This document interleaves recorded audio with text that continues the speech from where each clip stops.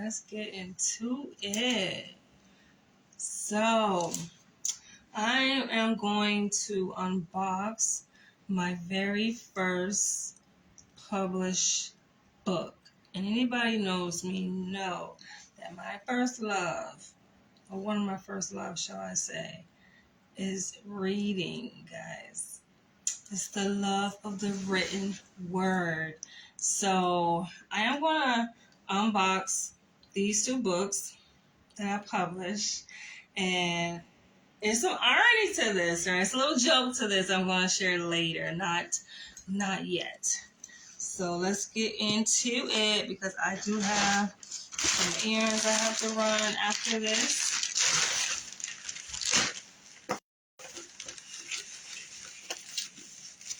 I would think that they would be the same size.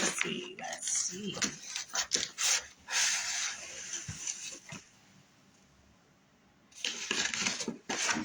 And it is hardcover. And you can tell by my reaction that I am in awe, not only of my beauty on the cover, but the quality of the cover and the print. It's just like, all right. So the funny part about this is that this is not an actual book that I wrote per se. I actually created this book via this website that I came across on, I think it was Instagram or Facebook, one of the social media networking sites. And basically AI created this based on a few of the writing prompts that I put in related to my interests, related to my profession as a clinical psychologist. So it is 250 pages and it is called Therapy Under a Tree, as you guys can see. So this is a spoof book. That's the funny part about this. It's not an actual book, again, that I wrote, though it can very well easily pass for one on the surface. And the subtitle says, How to Outsmart Stress by Channeling African Wilderness Wisdom while avoiding squirrels and stray monkeys.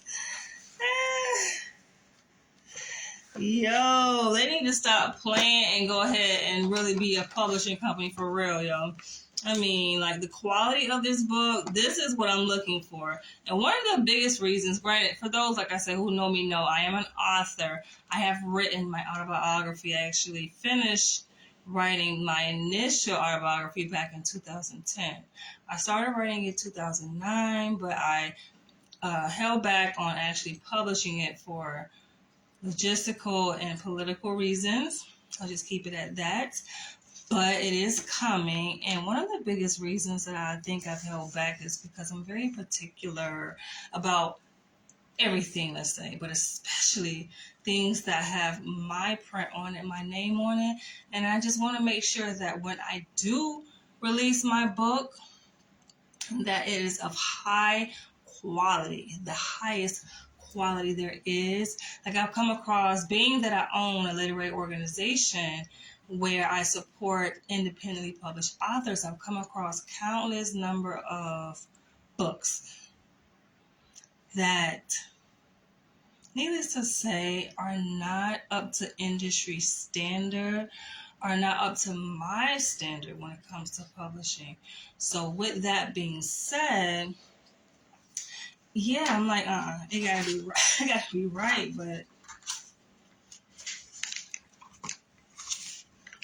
look at this. Now, of course, the lighting here isn't always the best. That I am working on. But, oh my God, it looks legit. It looks legit. I'm just like, yo, they need to stop playing and go ahead and become a book printer, because I don't know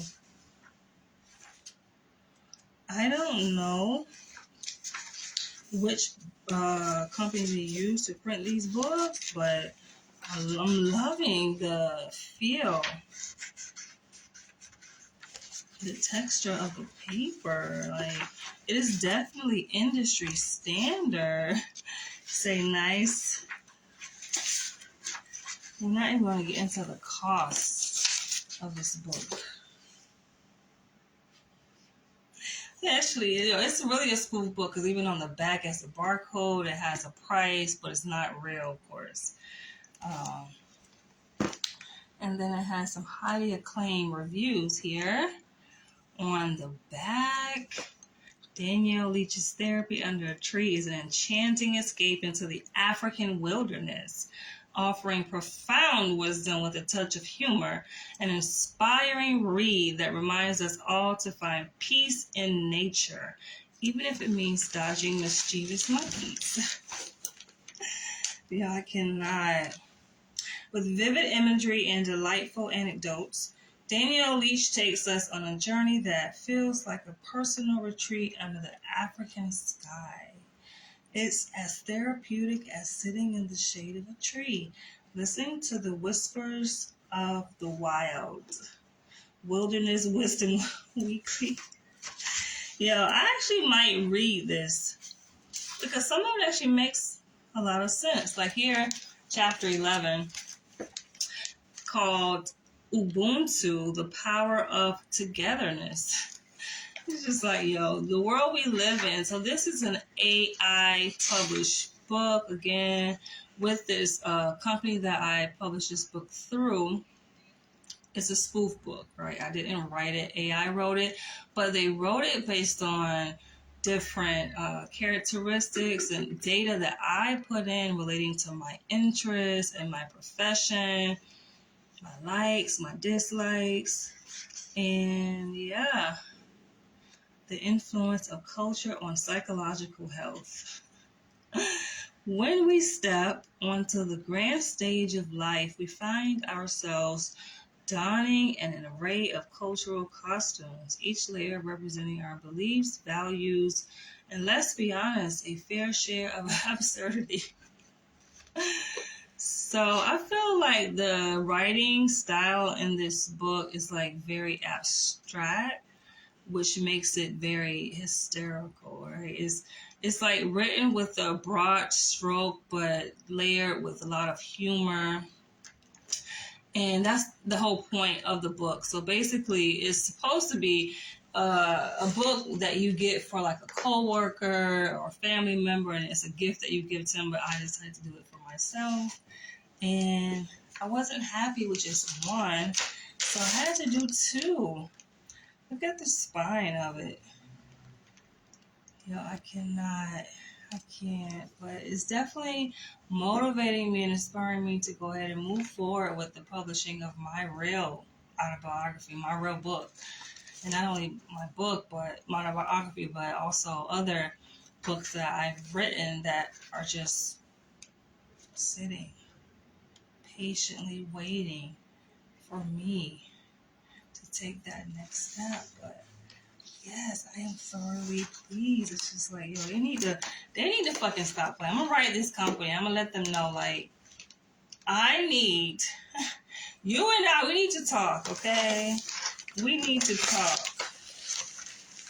And let's stop playing and go ahead and make something for real happen. Because again, like I said, I love the quality. And again, I took this picture here that you see on the cover with my cell phone, and I have an Android, right? People talk shit about Androids, but it is high quality. It's not pixelated or anything. I was wondering about like the quality of the cover of the book, the photo, but it's fair.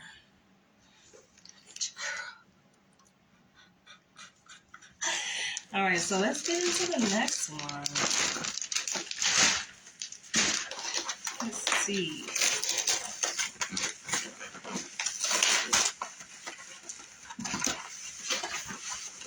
Again, I'm not going to say any names of authors, other books, but like I said, I've come across countless number of books published by independent authors. And yes, I do like to encourage and promote people to take ownership of their work and their art, right? When you self-publish, you are in control of every aspect of the publishing process, from the development of the book idea all the way through publishing it, printing it, and distributing it. Like, it's yours. That is your baby, right? You control the artistic development of the story and the ideas that you have within your book, which that's what I take pride in when it comes to self-publishing. But the flip side of that is just that a lot of people just, they're so excited with doing it to the point where they cut corners, right? And it's just not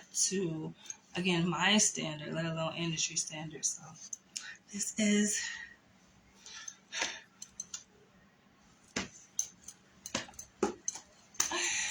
I love it, yo. I love it. So this is the other one that I decided to publish. Again, like I said, the first one that I did, one wasn't quite sufficient. So I'm like, I was having fun too. And I remember when I first discovered that website, and again, had to be probably not even a month ago, maybe like 3 or 4 weeks ago. And I'm on the website. Now, it was like around, I think, the evening time. So it was like after work, I think, and I'm just like, you're on social media. And, the algorithm spits you out things that they believe that you may be interested in based on things that you liked or shared or whatever. And so I come across it. I'm just like, I go down this rabbit hole because I'm having so much fun with creating.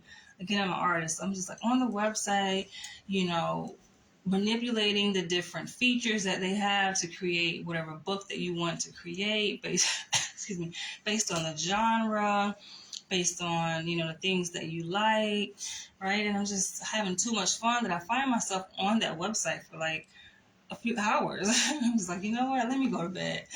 But yeah, so this one is entitled The Walking Shrink, right? So again, like I say, they give you a few prompts just to get a feel and idea of what kind of book it's going to be. And you can tell them like what kind of book, like, the genre, if it's going to be fiction, nonfiction, is for children, adults, or what have you, right? And then they spit back out a list of titles that you can choose from, and it's like endless. This is AI again, so of course they have infinite number of options to choose from, and that's where the rabbit hole begins, because you're just like, wait, I like this one. No, I think I like this one better. No, it's like, that's what I found myself doing. So I'm on that website for hours and just selecting a title.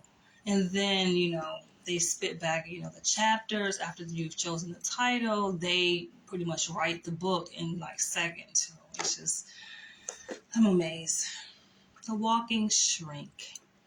Psychoanalyze your park pals. Hilarious ways kids can giggle through mental health awareness. I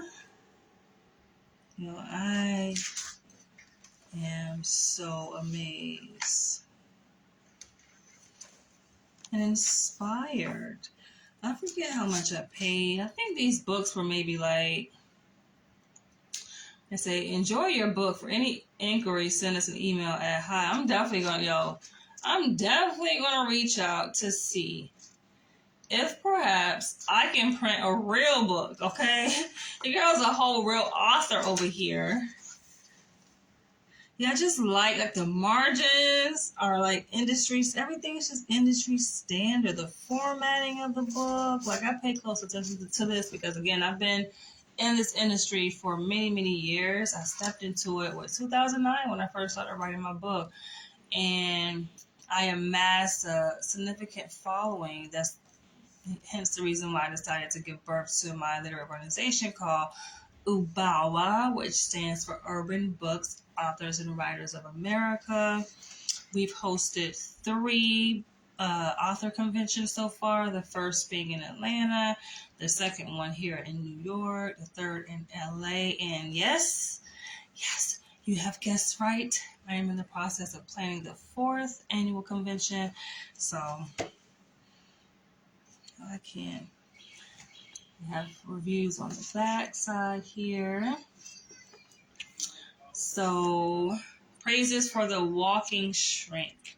The Walking Shrink is a delightful mix of giggles and guidance, perfect for children and adults alike to engage in conversations about feelings and mental well-being. Like the language they use is just so whimsical and fun and inspiring. I think this, I don't remember how much it was. How much did I pay for these books? But it was like a very nominal, affordable price to print a book. Because again, it's supposed to be made for like, as a gift that you give to a coworker, a family member, or a friend, and you surprise them and like, hey, and they see their face and their name on a book, and they start reading. It's like, and it just kind of triggers different memories and things that are important to that individual person. So yeah, I'll show you guys the table of contents in this one. So it has 20 chapters. And it looks like so legit. I'm just like, yo, this is what it takes for me to come out of my prison. Because I literally encapsulated myself in a prison to just not publish. Like I've written things, I just need to publish them. So if this is what it takes for me to do that, I had to publish a spoof book, yo. 2 freaking spoof books in order for me to actually publish the real deal. Then so be it. So be it. So they have, I think, only 2 options. So they are limited. I was thinking, like, granted, they do have options for you to publish like different genre, where you can select different genre, but essentially the type of book in terms of the print style is either paperback or hardback. And I'm like, no, we gotta do hardback, baby. Hardback's a little bit more, of course, but and these are the sizes. It's only one size, basically, I think. But I was thinking, like, because granted, I did choose one of these. I think this one with the kids is supposed to be like a children's book, right? I'm thinking, okay, children's books, right, especially for little kiddos, is not 200 or how much many pages? 250 pages, right? It's not that long, right? And it's made. It's made for their little fingers, and the utility of it is not going to be like these kind of pages. It's going to be printed on different paper, different stock, but this is all for fun. So I love it. All right, so I do have one more thing that I'm going to unbox here. This is another book, not a book that I made, but a book that I ordered. It came highly recommended. I was watching this blog, and so I've always been into like home remodeling and home sale vlogs, home tours, and things like that. I like travel vlogs, lifestyle vlogs, and so I really have been entertaining myself lately with watching home remodeling vlogs, right? Or like home interior decoration. That's a better descriptor for it. Yeah, like home interior, decorating and just being inspired by the different options and oh my gosh, that art that people have in their homes and just get different ideas from it, right? And so one of the vlogs that I was watching, she recommended this book here. And I think she actually had this coffee table book in her home. And it's called Brown Bohemians. And I immediately went online to see if I can find it. And I was surprised to see that it was like very cheap on TJ Maxx's website. I was like, wait, TJ Maxx sells this? When I say cheap, let me see. I think the actual price is, let's see. I was like, wait a minute. Yeah, this was like $15. And of course, I had to pay shipping and handling, but you know, altogether, I think it came up to like maybe $26. I think it says here, but yeah, $15, $15. So my first time actually opening it. I'm also inspired. I wanted to get this book. I'm looking at the other coffee table book that I purchased from Nicholas Brooklyn a couple of weeks ago, because I am going to turn all of my paintings, which, by the way, I took the time to count. I'm trying to recall, like, wait, what was the number again? What was the number? Oh, what was it? Wait, was it 100? And no, it has to be more than 180 something. Was it 187? I know it was a freaking lot. A lot of fucking paintings that I have made since I moved into this space back in 2020, and I took to painting because we just were having to shelter in place, and we, you know, were forced to not leave the house. Everything was shut down essentially, right? So what else is there to do? And I'm like, you know, I want to start painting.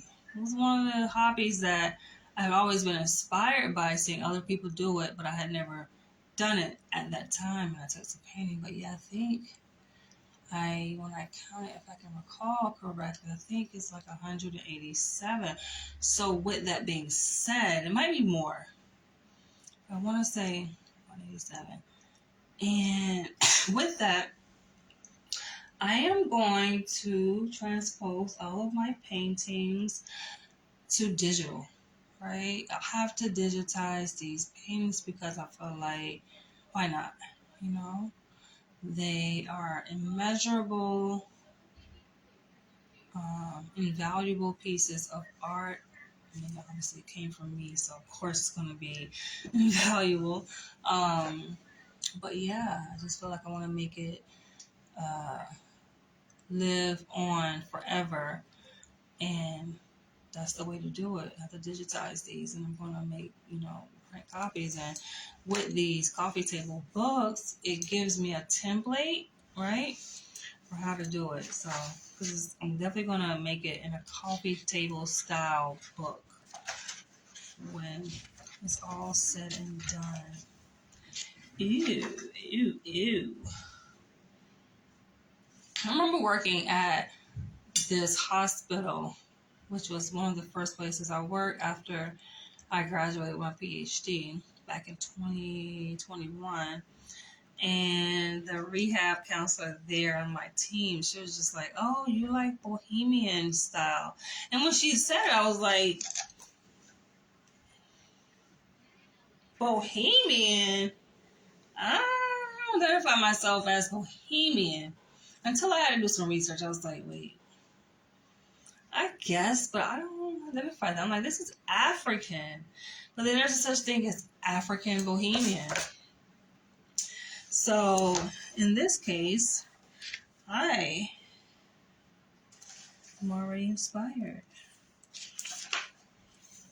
And I'm going to go through this book,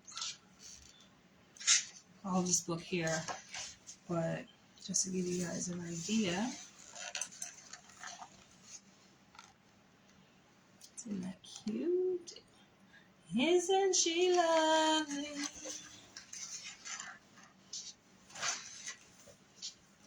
My style is just more free, uninhibited,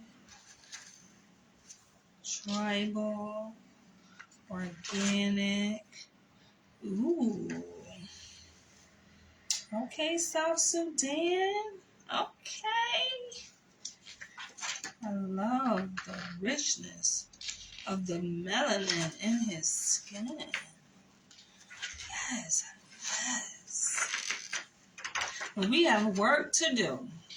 Oh, another thing I would say, which is these are just excuses, right? But these are, I think, considerations for, you know, for me to have in terms of publishing. Granted, I am very particular about things that have my name attached to it. And so, aside from, me being concerned about the quality of my book, right, and that being a factor to, as an obstacle, right, for me to do that, and just like making sure like I have to choose the perfect, it has to be perfect. If it ain't perfect, it ain't for me. The perfect publishing, or shall I say print company, because it's going to be self-published. I also was concerned about, I just completely lost my freaking train of thought. It was something as I turn this page, it'll come back to me. Ooh. Oh yeah, time. So obviously, the obvious, right? The time that it takes to do it. And given that I had been very preoccupied with working towards and finishing my PhD, given that that is a very involved 5-year project that I obviously completed, it's done, and after that I had to get licensed. So, that takes a lot of study and time and attention and focus to devote towards passing the licensure exam. But that is all said and done. What excuse do I have now? Right? We come up with excuses for why we don't achieve things or do things. And those have been my primary reasons, right? Given I had some political considerations that, like, stalled the publishing of the book back in 2010. I'm like, I just put it on the back burner. And then I'm like, wait, I want to make sure that it's right, it's, perfect quality. And then it's just like, okay, I started my PhD program in 2016, and it's just like, I put it to the side. But it's just like, what is my excuse now? What is it? But I had to make up an excuse. So my excuse now is because I feel like, granted, I'm on social media, right? And I've been on social media for many years, sharing bits and pieces of my life. Some people think they know you, girl, but they don't really know me like that. You don't know me like that. You just don't know. My life is very dynamic, and a lot of people can identify probably and say, yeah, everyone's life, right, is filled with challenges and obstacles, but I don't get to this point in my life and in my career just by happenstance, right? Like, your girl earned this spot given that I've been through some trying times in my life. And the individual, this entity that you see in front of you today, you would be shocked. You would be shocked. Like, some of the things that I've shared within my autobiography about my life, which I felt was necessary as a teaching tool and a medium of inspiration, it is shocking because it's just like, wait. And this is the thing, like, you don't really know a person until you know a person. You don't know who a person is. You don't know the things that they had to overcome, the person that they was. You just don't know, and it can just shock you. And beyond, like, after the shock, then that's where the inspiration will come. And I think I'm so protective, as I think most artists are, over their work, that I don't want to just let it go. It's hard to release a piece of art that you have created. Not only that you have created, but that you are, right? I'm releasing my life story. This is me. And to do that, knowing that it is going to be subject to criticism and to judgment and to rejection and to all of the things, aside from obviously appreciation. But, I think with my writing style and with my story, I am a controversial person. Not that I intend to be or try to be. It's just I am. I go against the grain, right? And I ruffle feathers, and I'm not like everyone else, and I don't try to be. I don't wish to be. I never was. And so I sometimes ask myself, like, am I ready for that? Am I ready for all of that shit? And I feel like it's easier and it feels safer to just be in this cocoon. It's just very safe, you know? When you take that step to the other side and you become this public person, right? And your art becomes public, it's just like, I don't want to deal with that. And I ask myself, like, am I capable to handle what comes with that? Like, not knowing, where it could evolve, but also knowing that it is going to evolve into something great. And that's what it is. I feel like a lot of artists who know the power, the greatness that they have within them, it's like always that little bit of fear. But then you say, fuck it. And you overcome that. You conquer it. You just let it go. You face that fear. And you just like, and that's what makes you great. Because you did that, you achieved that thing that many people would be so afraid to do. So here we are.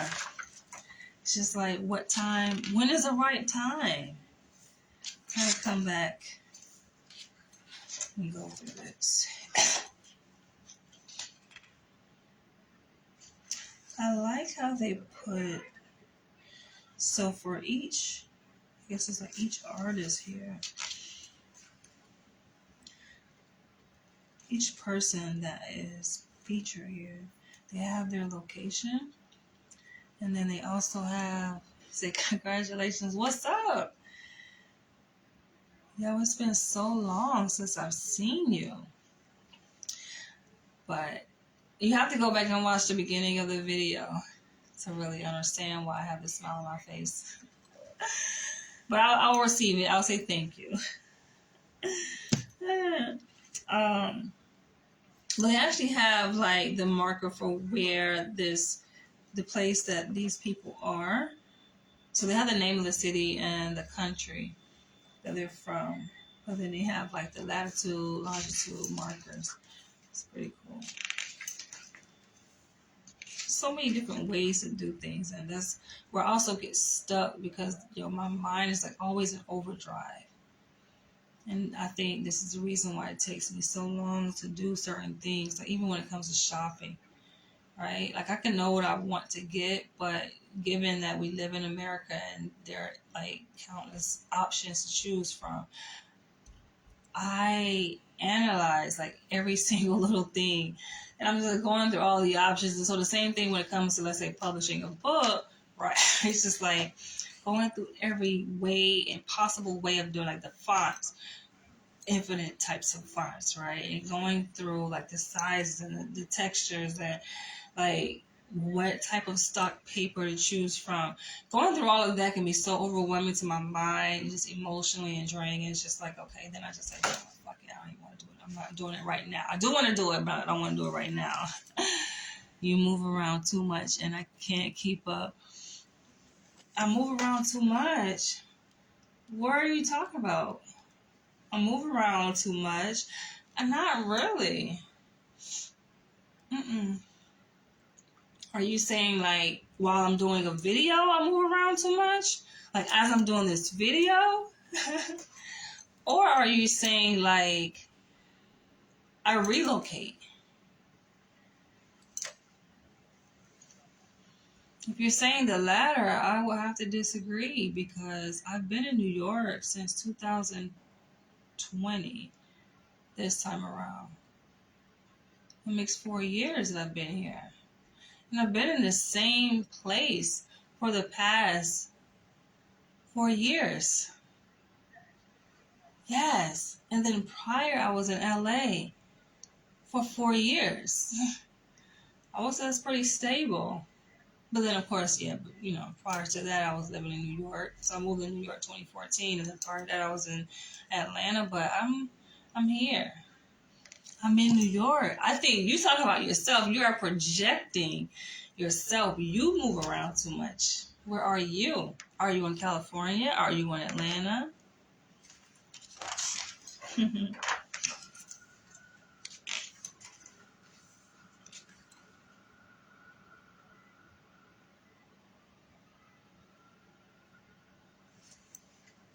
Yeah, New York is forever home. I'm not going anywhere. Of course, the thought has crossed my mind of like buying a home and if I should do that here in New York, or just wanting to move out in the tropics or moving to Africa. It's always an option. Arizona.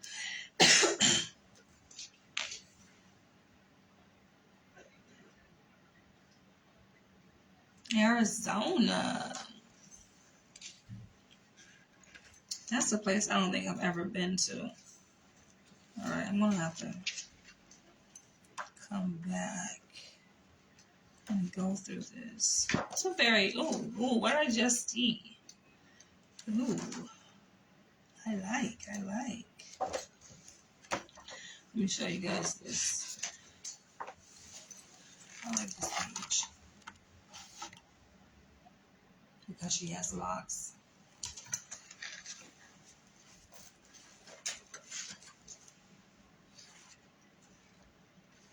All right. So I do have to go. Thank you all for tuning in. And I will catch you all in the next one.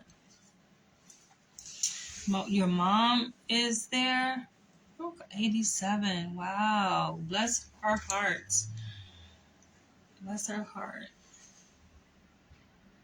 I'm not going back to Florida. I mean, my family is there. I go back to visit, but to live, Florida doesn't have anything for me. I go to places that offer something to me. New York, I'm here because New York has much to offer to me, right? This is where I was able to establish myself, my career, right, as a psychologist. And I make decent money doing so. LA, I was able to complete my doctoral studies there. So it has to offer something to me. I'm not just going to go to a place just cause, right? Yep. But Florida, I mean, that's my birthplace. So I visit when I feel the need to. Yeah, but to live, I've thought about it though. Don't get me wrong, I've thought about it. Because it has nice weather. But it has to have more than nice weather for me to go, to be there. It has to have more than that. On that note, I will catch you all in the next one. Thank you for tuning in. Maybe we can catch up sometime. You know, your cousin, your boy. I haven't spoken to him in many years. But that's a conversation for another time. And I will catch you all in the next one.